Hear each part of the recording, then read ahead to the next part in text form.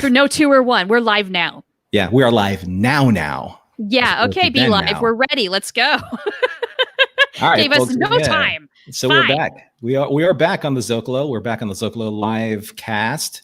Today we're talking about something we've wanted to do for quite a while now, Char. We wanted to take our own live kind of writing talents to task and see what we come up with. And I think that we came up with an idea that could be fun, and it doesn't really kind of change anything aside from the fact that we just want to indulge ourselves a little bit.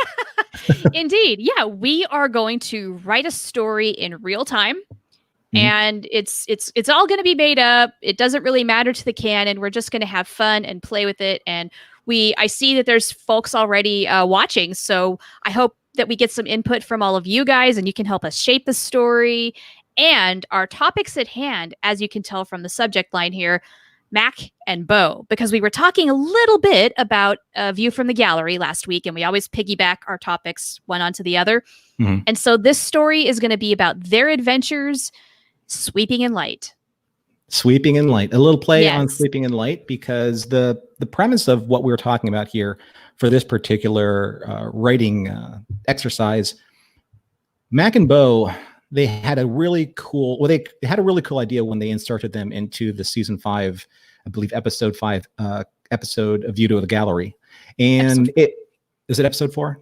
So they had these 2 maintenance workers pretty much kind of like either inserting themselves purposefully or at random during this alien invasion. And you got to see what life was like from their perspective, not necessarily focusing on like the major characters like Captain Lockley or Byron or, Captain Sheridan. Well, I should say President Sheridan. That's right. It's from these 2 guys, these 2 guys that are like slinging mops and brooms and tools and manhole covers or whatever. Right. Worker cast. Exactly. Their worker cast. Yes. As Delenn said. And what we wanted to do is we wanted to see their story from then and move forward 20 years in time to seeing them on the station during the decommissioning of Babylon 5 during Sleeping in Light, and how they would insert themselves into that story, and just to say hi to Mack and Bo again for the final time. Yes, because once was really not enough. These were superb characters, superbly portrayed by the actors who put a lot of time into their performances, and you could tell. And among some of the most memorable guest characters in the whole series run, which is really hard to do on one episode, and yet they did it. So this presumes something though, Norm. And that is that over the course of the next 20 years or so, Mack and Bo stayed on Babylon 5. So they saw some things, they experienced some things, and we basically get to do a where are they now, 20 years into the future. Exactly. And maybe even dip in a little bit to where were they in between. Oh, absolutely. We've got to go into their past and how did they get from there to here, basically. It's been a long road, getting from there to here. Oh, you went there. Shame on you. You set me up. Shame on you. I didn't mean to. Wrong show. I know, but still. So before we get into it, as we do with every episode, we're going to do our obligatory our toast. Toast. Yeah. And I just want to say for the record, no vodka drink today. I'm going to do this one sober. I've kind of had my fill of alcohol for the holiday weekend already. Oh, fair enough. I'm just getting started. Yeah, I'm just not feeling it. I don't want to do any today. So, okay. So I'm drinking some good old sody, and you can drink for me. And I want to say hi to those of you who are I'm possibly joining us. Mountains of Elysium, see your message here. I don't know if you're still here, but hi. Thank you for joining, and thank you for watching. And hello to BC. Hello. Terry Lynn. Hello. And if there's any other ghosts out there who have not made themselves known, peekaboo. So either now or later. But anyway, we're still going to toast you. So Valtu. Valtu. Oh, I love Maker's 46. Not sponsored by, but I'll still drink it anyway. We need some sponsorship, man. Yeah. Well, what kind of sponsorship do you think would we want? Brevari, probably. Okay. Yeah. Do liquor companies sponsor YouTube streams? We need to look into this. You never know. So going into Memorial Day, before we jump into the show, first of all, you could probably hear what's going on outside. Are people partying? Here. Oh, well, if drag racing's considered partying, then I would say yes. Not a big fan of the drag racing strip that Bolsa Chica has turned into in front of my house. But I can only control so much, Char. It's so true. And yeah, pain in the butt, though. I get it. That's annoying. So let's kind of take a look at, let's set up the stage here and remind people what happened with Mack and Bo from a view to a gallery, a view from the gallery, and why these two just resonated so well with the audience. Yeah, good idea.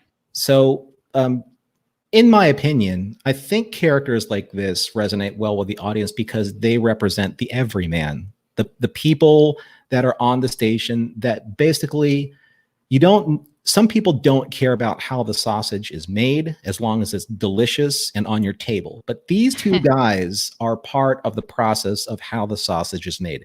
They go into down below. They go to anywhere that maintenance tells them to go and they fix things. That's what they do. They keep this station running. Right. This particular team, and I'm sure there's more, but they keep the sonic stalls clean, and they keep the rats out of the fiber optics, and they'll which is apparently a lingering problem. Yeah, exactly. And think about it. It's like how many times has the station been breached? Who do you think has to clean up all that mess? People like Mack and Bo. Exactly. And if you think about how many times crap gets screwed up on Babylon 5, that's a near daily occurrence. So they've got their work cut out for them. They are doing the grunt work. They're doing the dirty work. They're doing the less than glamorous work. It's kind of like what Max says. It's like the higher up guys, they get all the glory. They're taking the highest risk, but that's why they get the glory. And then they're just kind of left with the aftermath. Although Franklin does too, as they illustrated. That's true. A worker cast, though. And I love that point where not everything is as glamorous as some people may think. Yeah, I mean, Franklin processing, cataloging dead bodies, not glamorous. And yet, as a physician, that's his job. So they were kind of like the de facto observational audience that we like to become sometimes. And yeah, they're us. Right. And they got a chance to just basically show you that these guys they're kind of like Chief O'Brien. They're the guys that roll up their sleeves. They do their day to day. They have lunch. They share jokes. They survive. They endure. Right. Yeah. No, it's true. And in the midst of all these epic battles and big things that are happening in and around the station, these guys are just going through their day almost as if none of it is even happening. They just have to keep going. Now, since in a view from the gallery, since Bo was touched on by Byron telepathically, he probably had, and I'm asking you this, Charlynn, if you agree with me or not. Okay. He had probably the most potential to see something differently overall than Mac. Would you say? Well, not knowing maybe Mac's ambitions, I would say yes. It just so happened we plucked that from Bo's psyche, and he got to envision what it's like to be a Star Fury pilot out there on the front lines. Yeah. So I'm just wondering if that's just something that we should kind of put a pin in for our writing for later on. But then again, oh yeah, we need to play with that for sure. With Bo having that experience, Mac is the one who kind of stepped up and crossed the threshold from behind the scenes to in front of the scenes, where he told Captain Lockley, "You're okay in my book, man." Right? That's yeah. You know what? I love that about Mac, where he's not afraid to speak up to the higher ups. He's just a regular guy, and he treats them like regular people, even though they are his superiors. Right. And I love the look that Tracy gives him, Captain Lockley gives him. She's yeah, just that smile. You. Yeah, like, hey, thanks. I mean, she's not had the easiest time on Babylon 5, at least this far in. She probably needed to hear that. Someone up there approves of what she's doing. She's trying her darndest, but she has had a lot of friction on Babylon 5 since she got here.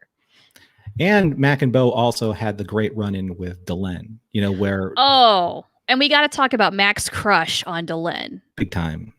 Yeah. Big time. Which we'll play in later on to if he, in fact, bumps into Sheridan as Sheridan takes his one last look around.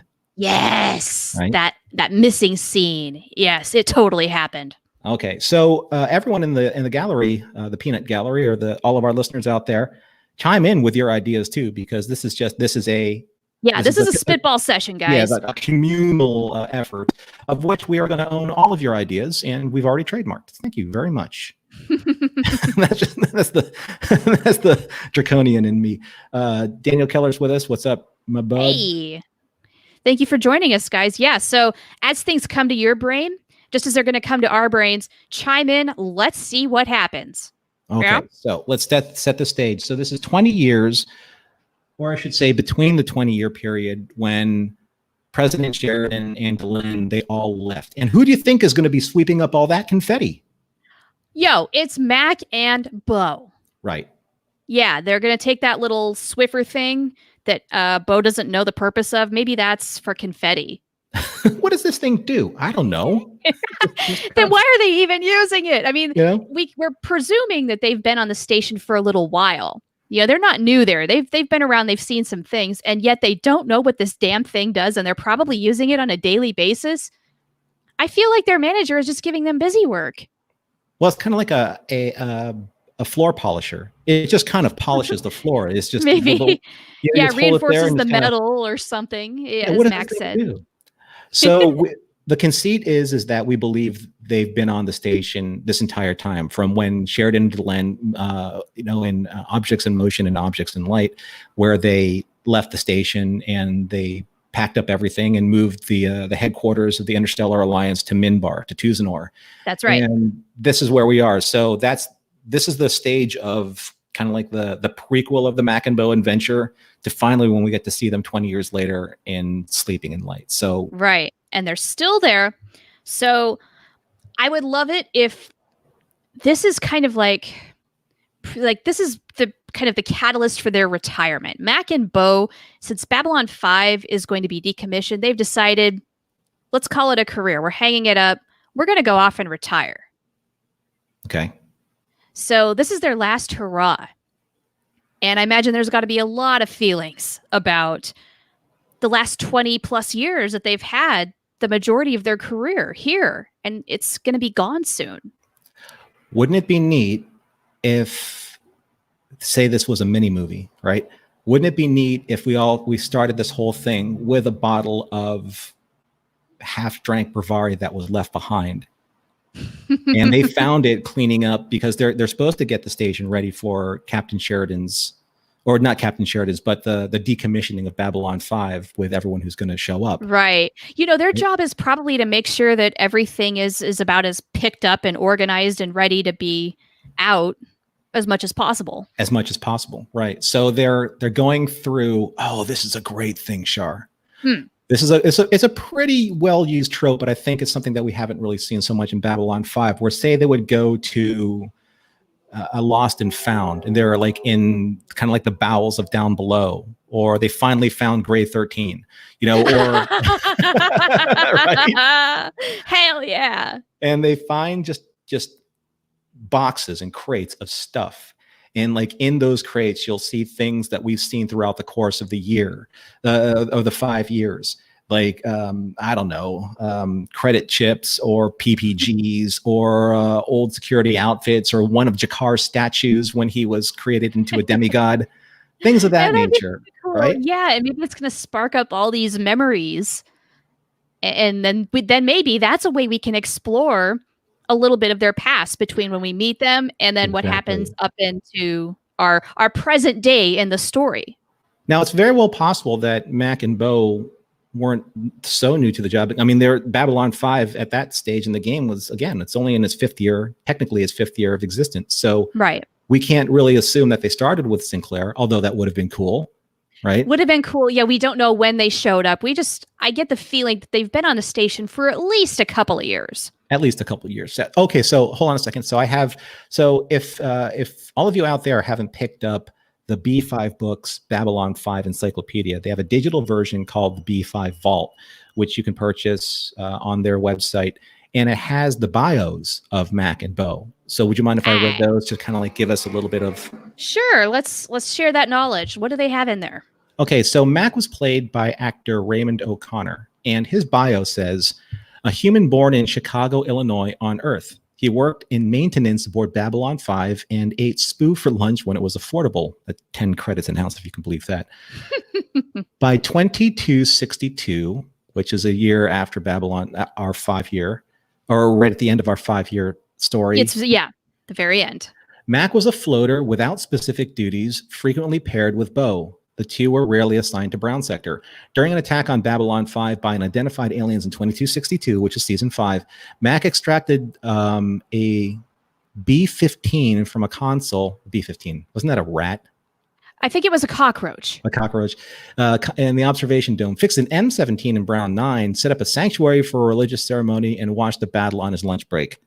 With Bo, he was later charged by President Sheridan to escort Ambassador Delenn to the escape pods. After the battle, he performed some repairs on the observation dome and offered his compliments to Captain Elizabeth Lockley. You're okay in my book, ma'am.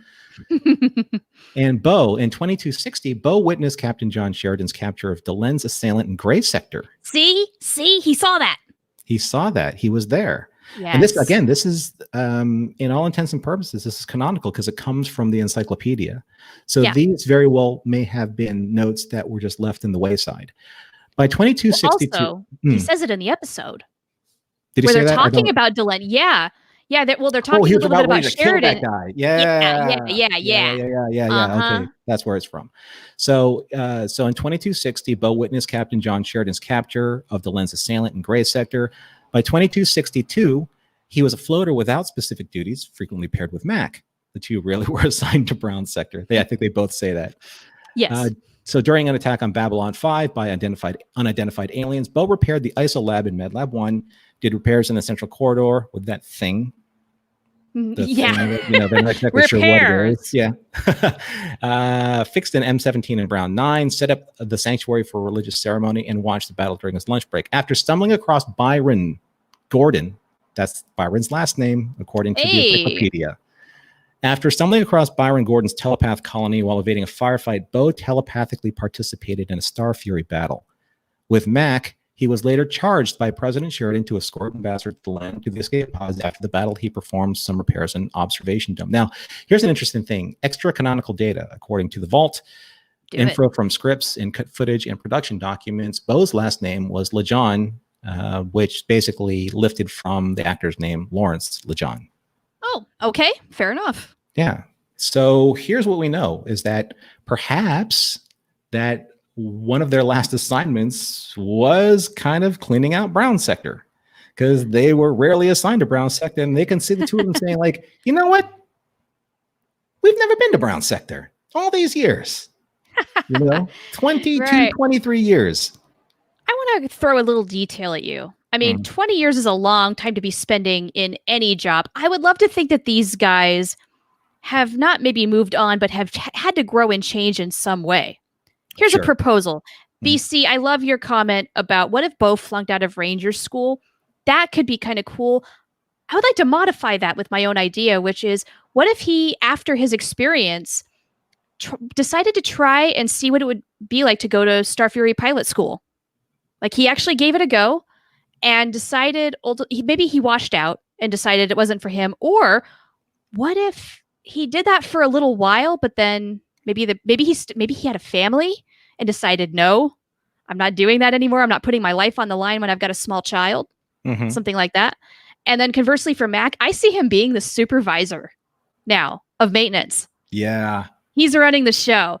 And you know what? He's the kind of boss where he's sent off the rest of his crew. Go off. You got a week of paid vacation. Get out of here. So then it's up to him and Bo to finish the process because they know they can handle it. And this is honestly kind of some nice quiet time for the two of them to spend together because life has probably gotten a little more complicated for them and maybe they don't get to spend a whole lot of time together as much as they used to. Right. So it's not a reunion, but it's like, hey, here's a convenient excuse for us to reminisce a little bit. So you're saying that within those 20 years, they kind of like went their separate ways, and now they're kind of coming back. Yo. So they had some life. They have to, because that's what people do. Sure. And we know that, you know, sorry. No, it's okay. But we know that in the 20 years that Babylon 5's prominence in that sector has kind of declined over time, which is the reason why they're going to kind of like scuttle the station, because it's become a navigational hazard. And I guess they don't really need that area space for the jump gate, you know, aside from the fact that Drawl is still there. Sure. And people like Mack and Bo know about Epsilon 3, but do they know about Drawl? What if Drawl made himself known to them? Why would he do that? Maybe he just needed the company. No one was there to talk to him anymore. And what if he needed? Oh, here's a cool thing. So what if all? Oh shit! I'm thinking Mack and Bo and all the Zathras. Exactly. Oh, that's weird. So okay, Drawl is possibly going to come, make himself known to Mack and Bo and ask them to come down and help him maintain Epsilon 3. First, it would be Zathras. Zathras is kind of like his advanced scout. You know, so all of a sudden there's this, and remember, like Babylon 5 now, the personnel that is there would know Zathras. I mean, Zach would know Zathras up to a point if he knows the chief's security logs. Well, because remember, at least the staff that we know there now, you're going to have Captain Lockley, you're going to have Veer, you're going to have. Wait, no, it's not Captain Lockley. 20 years in the future. No, but in between. We're okay, yeah, sure. Kind of like in the the prequel before we get to there. So all right, because we're still kind of like in that prequel verse where where Babylon 5 is kind of like declining again, and it's yeah. So we're talking kind of midway, probably right about the time maybe Lockley leaves. Yeah, maybe Lockley leaves. Maybe ooh, what are they going to think about that? Exactly. What? Oh, so. Yeah, honestly, I would rather we not focus so much on Drawl, because I don't see that happening. He has all the Zathrai he could need to take care of things. He doesn't really need Mack and Bo. It's a fascinating idea. I would almost love it if like maybe they try to just take a trip down there to see what it is and they run into problems. But then there's the Epsilon grid that basically tells everybody to shoo off if they're not welcome there. Well, what about if we started off with what would the reason for them coming back to Babylon 5 be after 20 years? Would it have been just like, we heard it's going to be decommissioned and we worked here for a long time and we just, we just kind of like want to have a little bit of a reunion, like maybe. What would bring them together? Yeah, I think maybe they've both decided to retire at about the same time. Mm-hmm. And Mack has been on Babylon 5 this whole time. Now, Bo is a little more of a question mark to me. What if he did become a Starfury pilot? And so maybe he was assigned to Babylon 5 for a while, but then as Babylon 5 loses its prominence, they probably don't need as much of a squad. And if he rises up the ranks there, he's probably going somewhere else where he's needed more. And maybe, go ahead. That like long distance, they keep in touch, but they're not as close as they once were. I'd like in some way for, say, Bo to have been involved with Lita and the telepath war because because he felt like he owed Byron that, at least. Oh, remember Byron. Exactly. Hey, what if that's the catalyst for him to go to Starfury pilot school and start that training? That would be cool. That gives him a reason. You have to have motivation with your characters. I think this is great. Yeah. And so as painful as that is, Bo's going to kind of go off and do his own thing. And Mack is going to stay on Babylon 5. What if Mack on Babylon 5 became like, as people started leaving and businesses started shutting down, what if he became basically the proprietor of the Zócalo? Huh. So you think he's going to move on for maintenance? Well, I mean, he could have. I mean, remember, like things are starting to decline and businesses starting to leave. So maybe he was able to get to a point where he made some deals, and now, like, as maybe he's just kind of like become the super for the Zócalo. Renting things out to people. He's really good at maintenance, so he's kind of like a landlord there. He's like an investor. right? That's a thought, but then if Babylon 5 is declining, there's less commerce to be worrying about. Things are slowly shutting down. That's not necessarily a step up for him. But remember, it's a step up from where he was. Yes and no. I mean, honestly, like I don't know. I'm still stuck on the idea that he's the head of maintenance. I imagine he and Captain Lockley were like this as long as she was there. Okay. And then like everybody else who's come after that just doesn't get it. He knows this station in and out. He's like the Scotty of Babylon 5. By the time like we're midway through between 2262 and in the future, like nobody knows the station the way he does. It's sort of like Garibaldi, where he can't explain how he knows what he knows. He just knows it. And maintenance people would. If anyone does, they would. Yeah. I don't know. I kind of see Mack like settling down. He has a family, maybe. Mm-hmm. He met somebody. Maybe his wife runs the Zócalo in the manner that you're talking about, where she's acting a little bit as like the landlord and keeping everything on the up and up. But he helps out a lot with maintenance, repairs, keeping things in semi-working order. That's what, I like that. I like, because he can't help but just roll up his sleeves and fix things, no matter like how high he's. Yeah, it's just like, I don't know. There's just something about him that's just so built for that. What's the name of that lady who was in charge of like the No Compromises? Oh, you mean By Any Means Necessary, or the dock worker? Yeah, the dock worker lady. Oh, shoot. What if they hit it off? Because they have like a kind of similar thing. You know, they have kind of like similar. Yeah, or I mean, with the way people come and go, maybe it doesn't necessarily have to be that same exact character, but another woman in that same position. Maybe the new head, the new rep. Sure. You know, for the dock workers guild. Yeah. Right? So, okay. I mean, he would definitely marry worker caste. He wants a blue collar lady who knows how to roll up her sleeves and work hard. What if he had a side business in making more affordable Spoo? I love it. Like he has some sort of weird side project where he's trying to make an invention that makes Spoo more manageable or something. He was so mad about that at 10 credits announced. Can you believe that? Yeah. And like, it gets to be way too much. It's above his pay grade, but he likes Spoo. He figures out some ways to work with it. So like, oh, I love this idea. Yeah. Where maybe that's like his side hustle. Exactly. That's just kind of like, maybe that's how he made a little bit more of like his fortune. You know, he created like a competitive Spoo business. Oh my gosh. So maybe that's kind of like his business in the Zócalo. Yeah. That's what he's got a Spoo alternative or something. And then when Bo comes back, he's like, so how are things? He's like, well, you know, the Spoo business has been pretty good to me.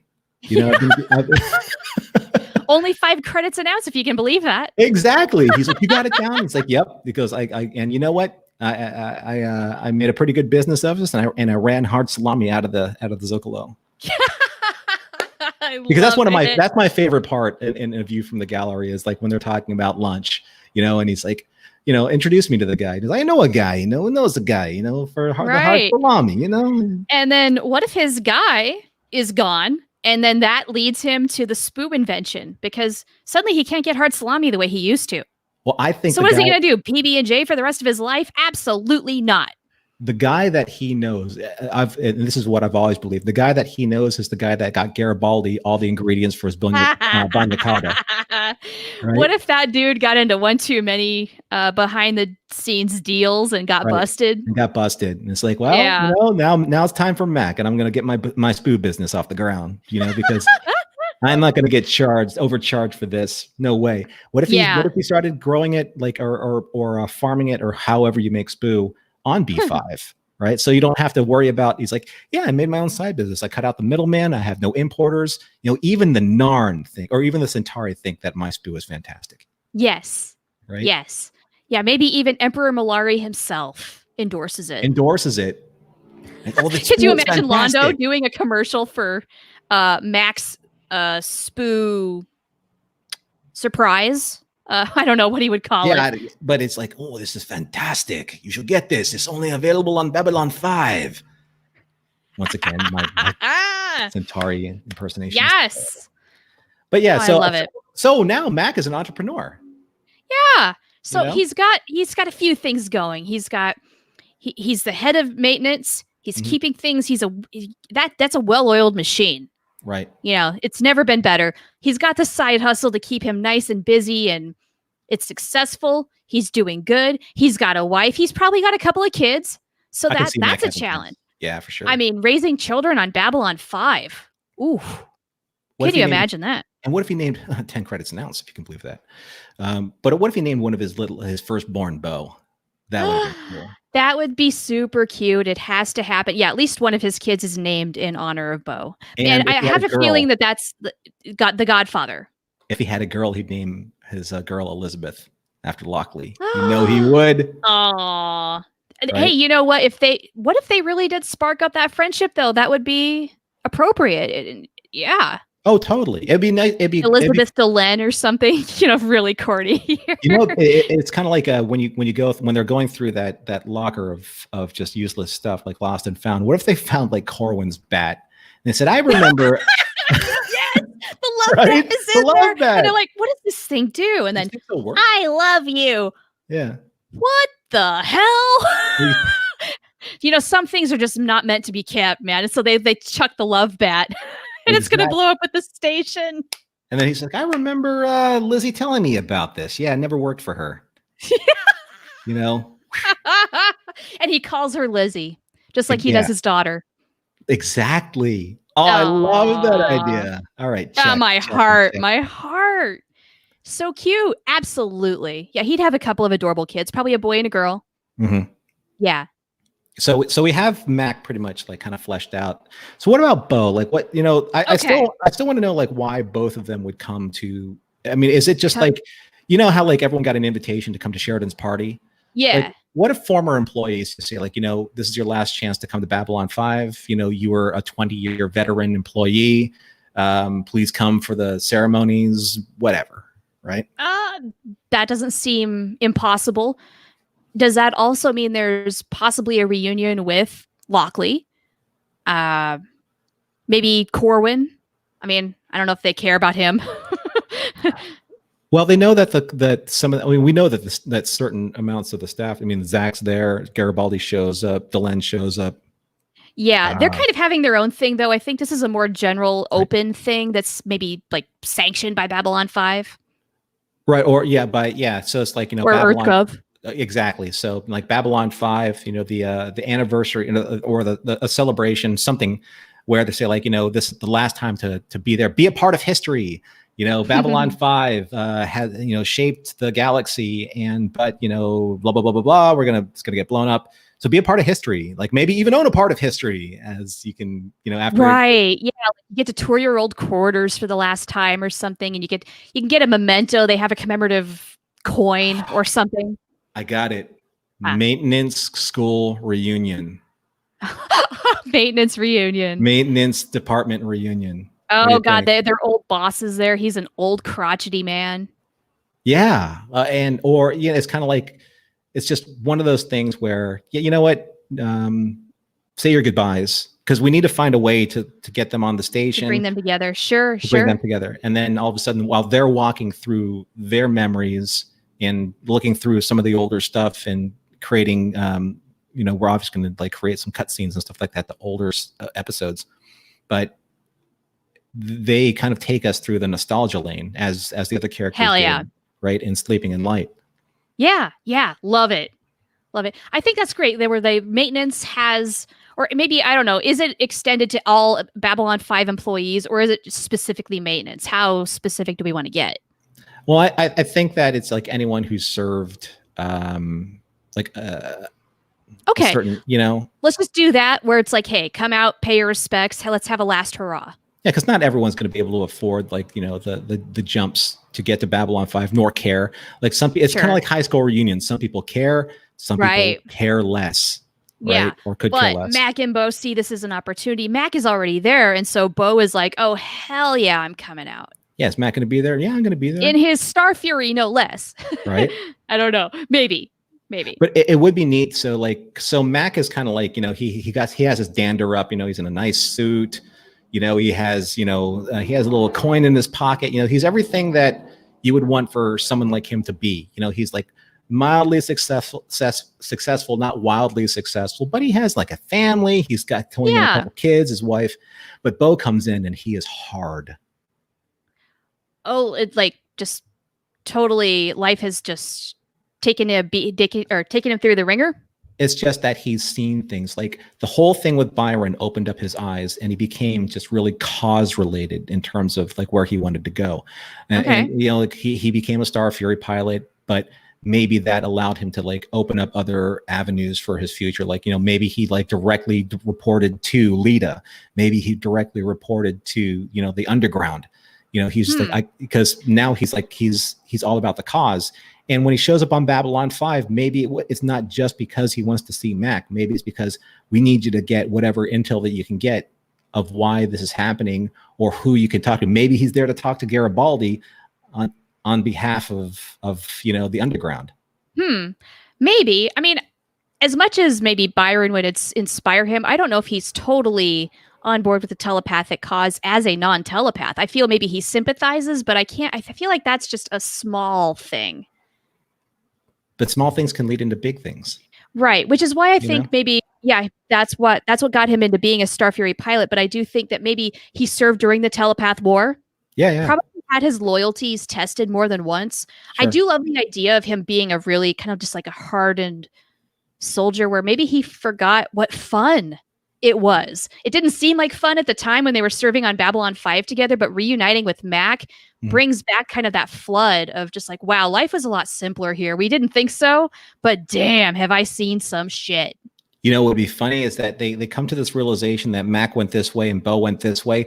But when they're going through all this stuff, they're just sorting through all this stuff and they find that thing. They're like, do you know what this thing does? Like, it's there next to the love bat. Yeah. And it still makes this weird whirring noise, but yeah, it's like, I'll be damned if we know what it is. Exactly. Like all this time later. Oh my gosh. I could just hear Bo saying, I have always hated that thing. It haunts me in my dreams to this day. That'd be awesome. Yeah. Right? And you know what would be great is even though life took them in different directions and they've seen very different things, these two reconnect as if no time has passed. Well, they'll always be like that. And that's kind of like, that's where Babylon 5 really makes its mark is that, you know, these characters will always love each other because they went through their own kind of shit together. And it's like when Zach comes on the station or when Sheridan comes on the station and Zach says, you know, it's like, he goes, still, I can't remember what he says, but he said something along the lines of, I'll be here until the lights get turned out. Oh yeah. Zach said that. Yeah. That's what I want these two to have. I want them to see each other, and then whatever pretense that they brought before they arrived on the station, they're like, they're just Mack and Bo again. Yeah. Super cool. Super cool. Oh, and what if this is just kind of the start of a reconnection where what if they're both going to go back to retire on Earth? Yeah. So I presume that they're both from Earth. And since Babylon 5 is going to be gone, the home that Mack has had for the last 20 years, they've got to go somewhere else. And they've just decided, hey, we're going to go buy a house. Maybe go back to Chicago. Maybe he's got relatives he hasn't seen in a while, something like that. And then Bo is, I don't know. He's going to go to, I don't know, New York City.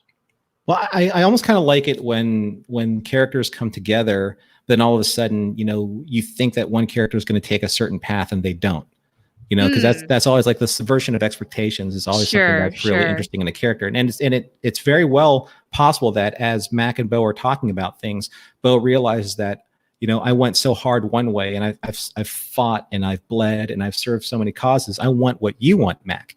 And then Mack was like, you know, it's like I felt that the entire time that I've been here, all I've been really doing has been kind of like riding the reputation of me knowing all these people.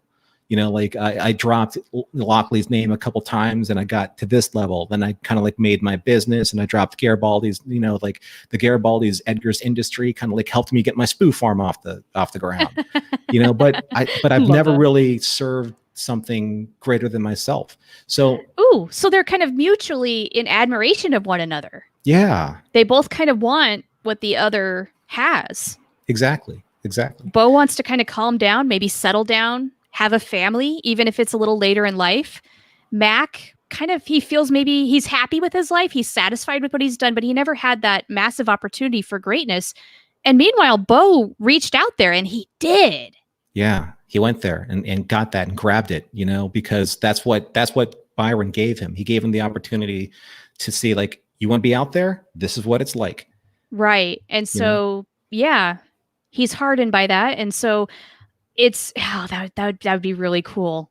Mm-hmm. It's just to have them have that exchange of, hey, you got to do some amazing things, but you know what? You did too. They're kind of maybe trying to be a little self-deprecating, but at the same time, the other is just like, no, dude, you have had an amazing life. I'm a little jealous. Yeah. It's like, and why did that happen? It's like, because I saw something that you didn't, you know, like the two experiences in my opinion, Char, it's like the two experiences that really changed them was when Bo was able to go out there via telepathy and understand the sacrifices that these pilots made for a cause. And what Mack was all about, you know what? I did the one thing that I thought I would never do. I would actually step from behind the scenes into the front and make my name known, make my presence known. I'm not just a background, player. I'm somebody that believes in somebody, and that person inspired me to be greater. And then now all of that kind of percolates and have matured these two people into these two characters, but they both feel like they're missing something that each other has because they're so close, but they're like, and then that's kind of like a trope, and a good trope of, say, reunion type movies, like, Breakfast Club, St. Elmo's Fire, things like, sure. When people get together and they haven't seen each other for a long time, it's like, oh, I thought your life was so great. It's like, no, it's like, your life is great. No. Right. Yeah. Life just kind of does what it does. It shapes you, you shape it.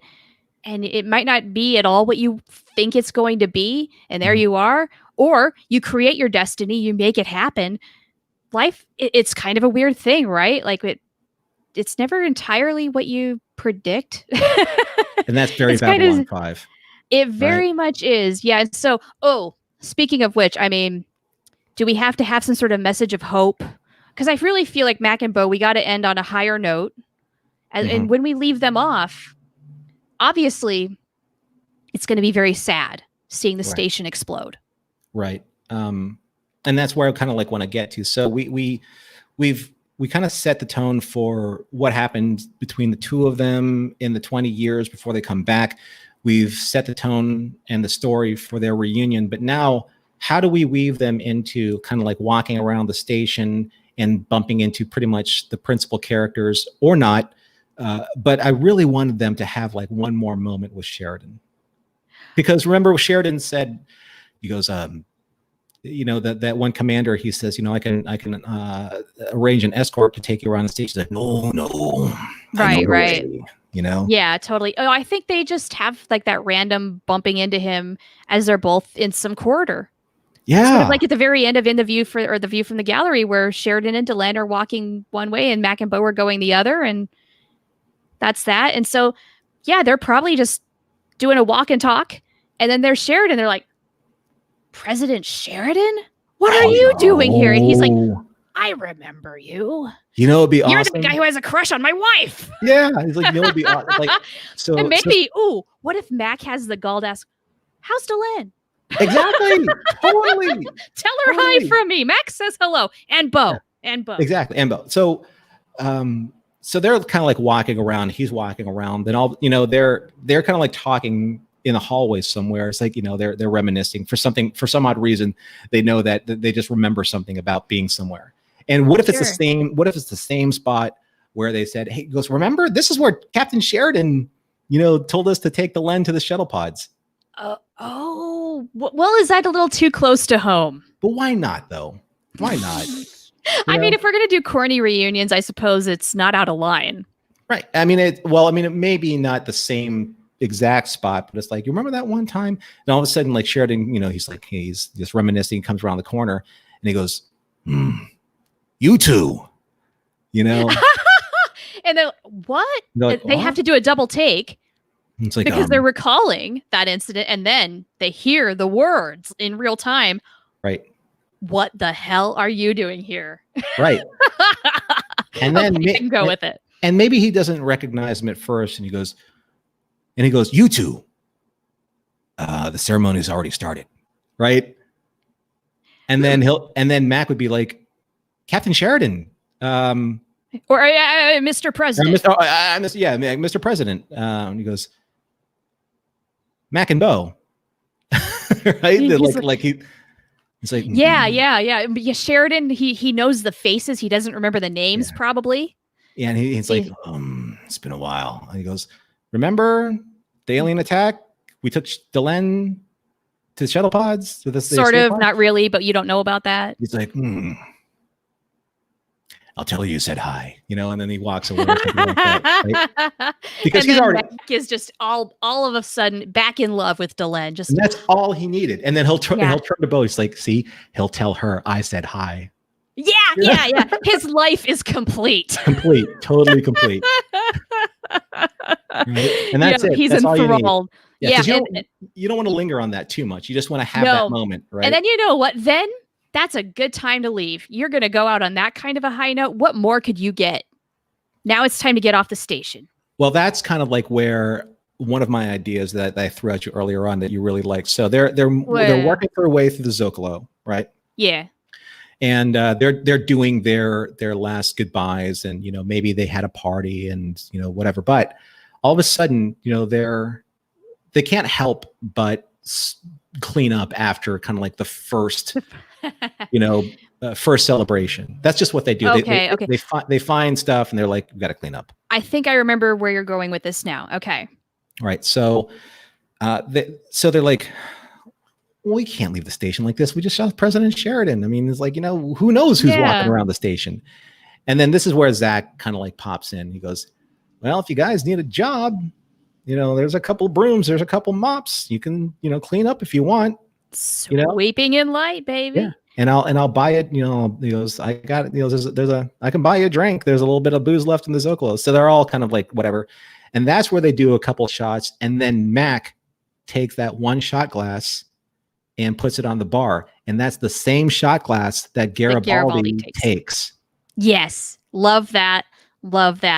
So tying into another thing that you said off camera last week when we came up with this idea is like, maybe they're just finishing up. They've swept everything up. Things look fairly nice. Mm-hmm. There's Joe ready to turn off the lights. This is a big one. This is the scene. He's like the technician who's there to make sure everybody's out, everything. Mm-hmm. Mack and Bo. He doesn't address them, but like he's looking at them. "What are you two doing here? It's time to get out of the station. I'm about to turn off the lights. Mm-hmm. So you've got 5 minutes. Get into a pod. Let's move." Oh God, this is so hard. This scene is so hard because it's like, it's the scene, right? Right. So now they know, okay, we've had our hooray.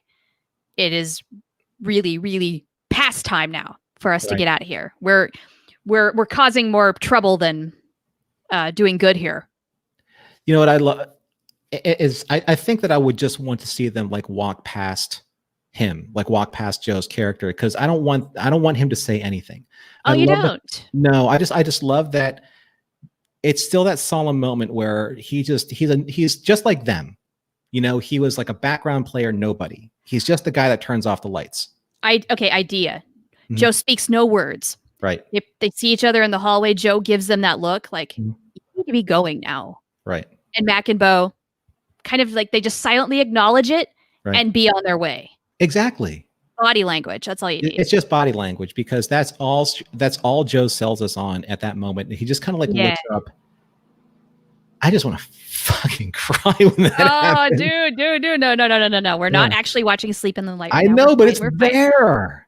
Yeah, but then that's it. I mean, they watch the station go up in flames. A part of their history is gone. That part of their lives is complete. And then it's off to new adventures in retirement. So where would you like, the fleet's there, Babylon 5 explodes, it gets like scuttled. And then all of a sudden, like they're on a ship together. And then what do they say to each other? "So where are you off to now?" And then who says what to who? So Bo's like, "I really don't know." I mean, it's like, I love it. Bo doesn't know. Mack knows he's going to be homesteading on Earth, and he's going to bring the Spoo business there. But what if Mack's like unfulfilled? What if he wants to do something at this time? What if he's like, you know what, my marriage isn't going so, you know? Idea. Yeah.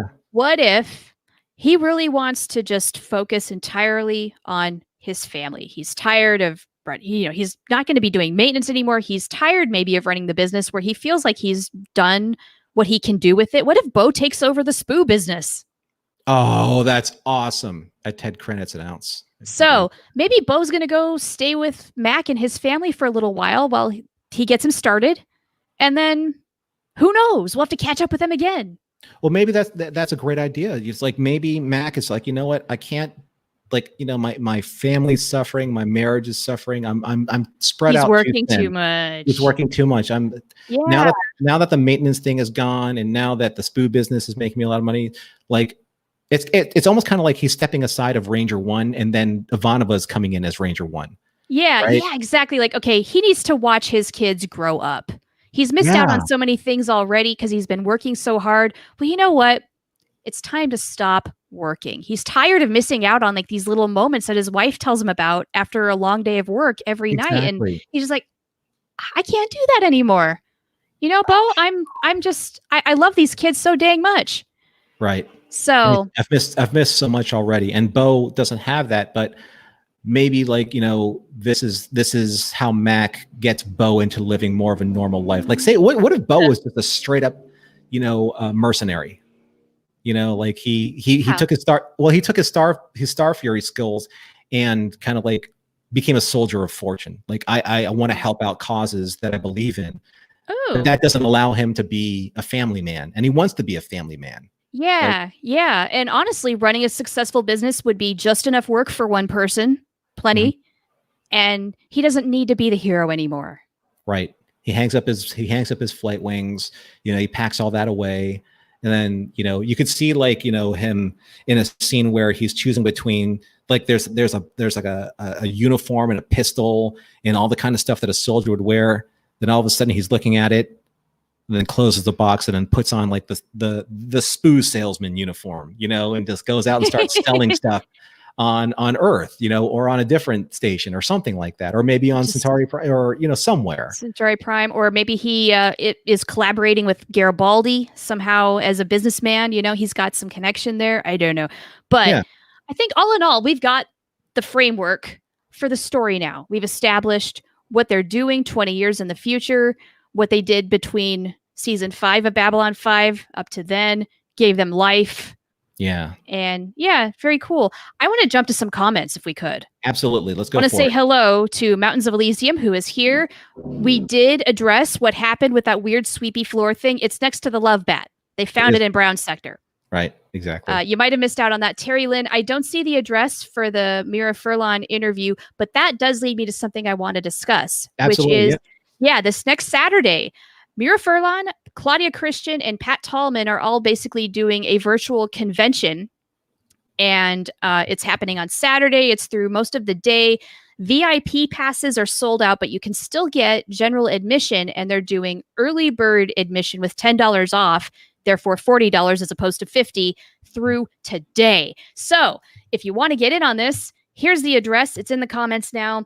Check that out and sign up today if you want to get that discount. They're going to do kind of a general panel, and then it looks like they'll take a lunch break, and then they're going to do just an individual panel, all three of them. Claudia's going to cook.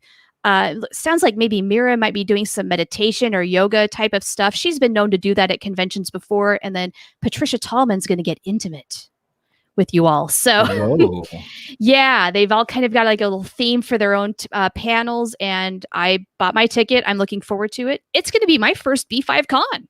Oh my gosh. Which means that I'm going to have to do it because we have to do our first B5 Con together. And then maybe that's Sunday's Zócalo.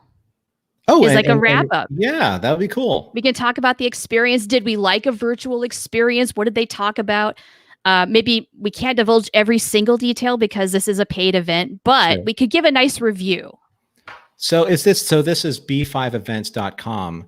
Yes. So this is an official B5 event based just on the address that I understand. I don't know if it's like a official B5 event, but it's basically Patricia Tallman running this thing and organizing it. And also the moderator who will be running these panels is Jason Davis, who is writing a big book right now about Babylon 5. He's an incredibly knowledgeable guy. No one better to be doing this thing. Why do I know that name? Jason Davis. Because he did a Kickstarter recently for the book he's about to publish. He's writing it right now. Oh, that's right. That's right. Yeah, yep. I remember that.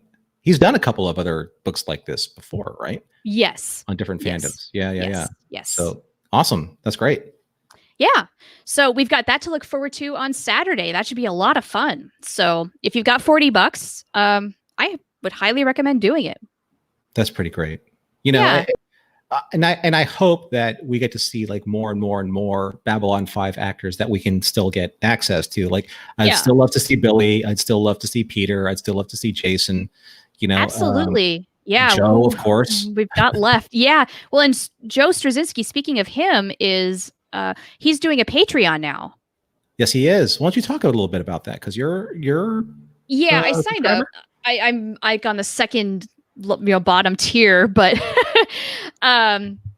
he's doing a thing where you can join in. He's going to be discussing a lot of writing topics, things like what makes an audio drama different from an animated screenplay, how do you overcome writer's block, and things of that nature. Plus, if you want to get in on the really top tier stuff, sounds like you've got some more personalized options where he might look at workshops and helping people get their ideas produced. This might also be an avenue for him to produce work that's not beholden to a network.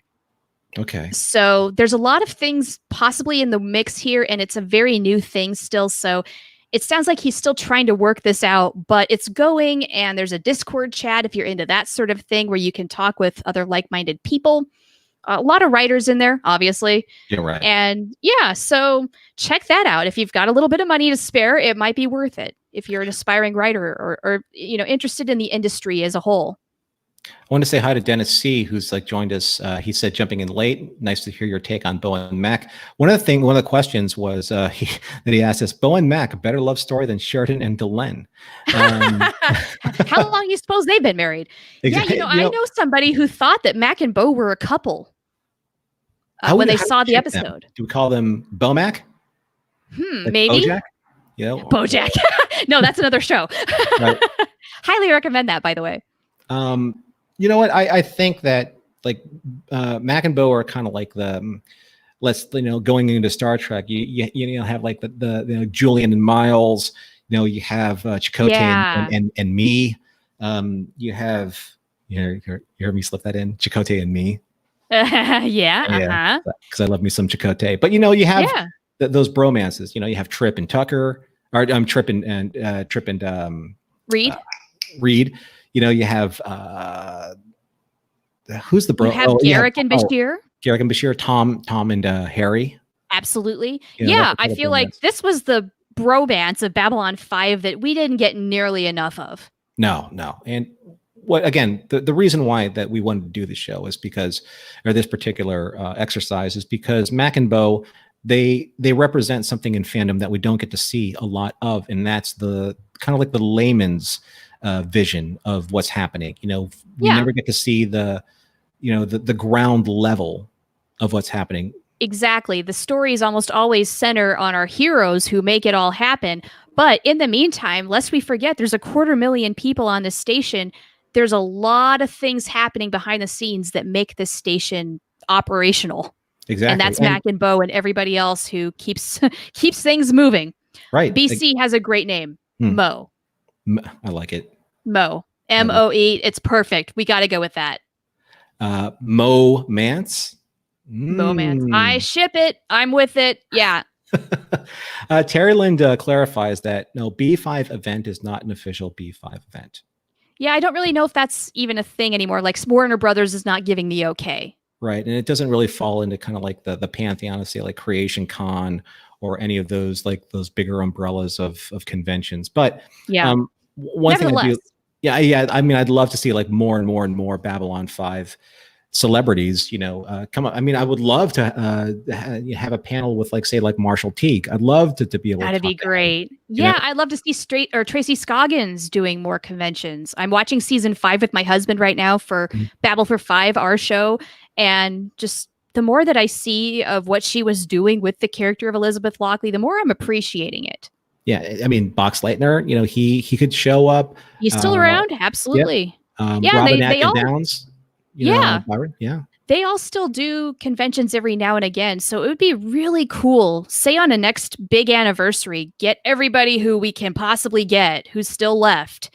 And let's have that big reunion. I will pay a lot of money to see it happen. And the nice thing with the virtual convention, because this is the only way we're going to get conventions at all this year, is a virtual experience. Anybody who has a computer and an internet connection can participate. You are not bound by location. You are not bound by travel, Yeah. How do they, I haven't done one of these big ones yet. So how do they moderate the people in the audience? Do you just speak up? Do you get a number? How does that work? It can vary from convention to convention. Sometimes they will screen questions to make sure it's not something that's been asked either a million times or is inappropriate. It sounds like for this particular event, though, anything goes.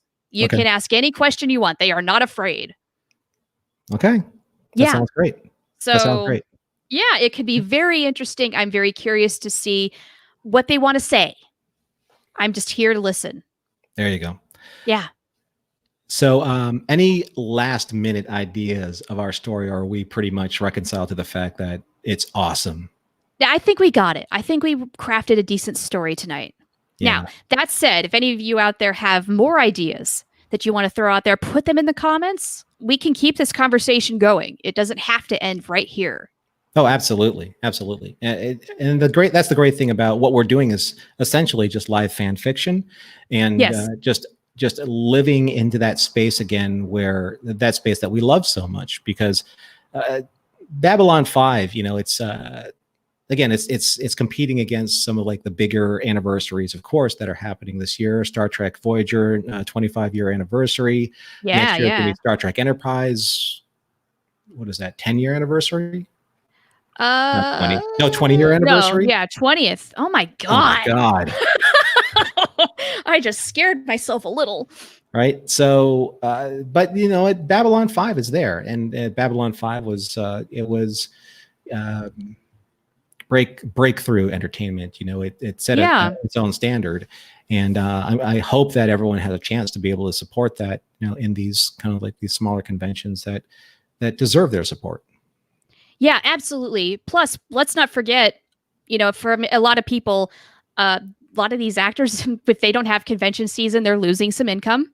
So this is why they're coming up with these alternatives. I do hope there are some more, just so they keep doing them. I don't want them to branch out too much and go into other outlets. No. Let's keep them busy. and in the family, right? Keep them in the family. And plus, it does seem like, at least for the B5 cast, they do genuinely enjoy being together. So, it seems like they look forward to this kind of thing. And so without that, it'd be kind of sad. Before we go, I've got to talk about this comment from Dennis, where he's talking about how essential people like Mack and Bo are, much like in today's world with coronavirus, showing who really is essential. Abso-fraggin-lutely. They work the hardest, they make the least amount of money, and we rely on them. Yeah, totally. We need them. Yeah, it just shows you who really is important. Yep. Yeah, we can't take that for granted. So, thank you guys so much for joining us. We really appreciate all of your comments. Terry Lynn, just how much fun a Babylon 5 convention is. You got to go to Germany a couple months ago. Yeah, we're still waiting for that report, by the way. Oh, it's okay. You know what? Honestly, if it's too much, don't worry about that. We don't really have any way we can repay you or anything like that. Do it. Settle down, Norm. All right. We'll have our own report to discuss next week. Okay. Well, we'll be doing that. That's going to be our thing. That's going to be our thing. So, we'd love to, if you guys join in the convention, have you talk about your experiences, what you saw, what you liked, what you didn't. We'll see how a virtual convention goes as opposed to an in-person one. Yeah. Yeah. And if it goes well, then we can keep talking about it. We can keep advertising those, and hope we'll get more in the future. Yeah. But until then, though, Char, that was a great show. A lot of fun. This was a lot of fun. We'll have to do this again sometime. Absolutely. And thanks everybody for joining us. Thanks for your comments. Your comments were fantastic. Gave us a lot to think about. And it's great just to be able to celebrate Babylon 5 on a weekly basis and talk about one of the fandoms that we love most. So until next week, and make sure that if you're going to be part of that convention, let us know like what your thoughts are and your experience. And we will share those ideas next week on our next live Zócalo. So until then, be seeing you. Bye.